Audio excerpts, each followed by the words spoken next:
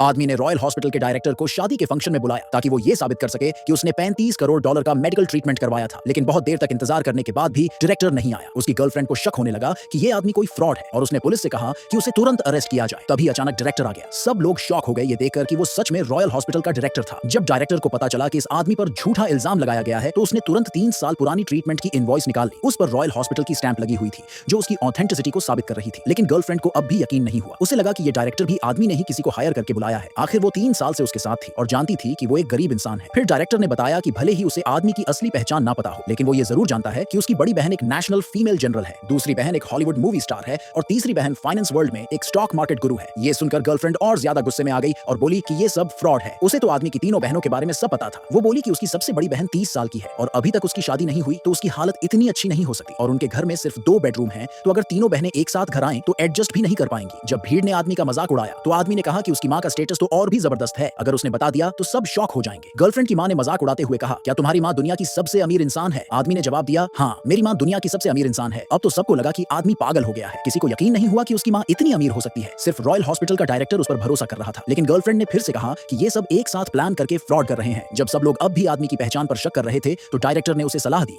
कि उसे इन लो क्लास लोगों से रिश्ता रखने और उनकी इंसल्ट सहने की कोई जरूरत नहीं है। आदमी ने गुस्से में कहा कि वो अब इन लोगों से सारे रिश्ते तोड़ देगा और शेन फैमिली की बेटी से शादी करेगा। लेकिन उसके पिता ने इस रिश्ते का कड़ा विरोध किया क्योंकि उसे हमेशा से लगता था कि आदमी गरीब है और उसकी बेटी के लायक नहीं है। आदमी ने तुरंत अपना फोन उठाया और अपनी मां को कॉल करके कहा कि वो जल्दी से शादी की जगह पर पहुंचे। जब गर्लफ्रेंड ने सुना कि आदमी की मां का हेलीकॉप्टर लैंड करने वाला है तो वो जोर जोर से हंसने लगी। गर्लफ्रेंड की मां ने भी उसका मजाक उड़ाया और उसे झूठा कहा। साथ ही अपनी बेटी की तारीफ करते हुए बोली कि अच्छा हुआ उसने इसे छोड़ दिया। गर्लफ्रेंड को भी लगा कि अपने पुराने क्लासमेट से शादी करना ही सही फैसला है। आदमी को जलाने के लिए उसने अपने न्यू फियांसे के साथ सबके सामने प्यार जताना भी शुरू कर दिया। आदमी को ये सब देखकर बहुत बेइज्जती महसूस हुई और गुस्से में उसने अपने सेक्रेटरी की पीठ पर 4 अक्षर लिख दिए जिससे ये तय हो गया कि वो अपनी गर्लफ्रेंड से रिश्ता तोड़ देगा। गर्लफ्रेंड की मां को लगा कि आदमी फिर से कोई नया नाटक कर रहा है, इसलिए उसने पुलिस से कहा कि उसे तुरंत अरेस्ट कर लिया जाए। पुलिस ने डायरेक्टर से उसका आईडी दिखाने को कहा ताकि उसकी पहचान पक्की हो सके। लेकिन जब पुलिस ने उसकी आईडी चेक की तो वो हैरान रह गए और उनके हाथ कांपने लगे। जब रॉयल हॉस्पिटल के डायरेक्टर की पहचान कंफर्म हो गई तो पुलिस बिना कुछ कहे वहां से चली गई। ये देखकर गर्लफ्रेंड को यकीन ही नहीं हुआ। उसे लगा कि जिसे उसने एक झूठा और गरीब समझकर छोड़ दिया था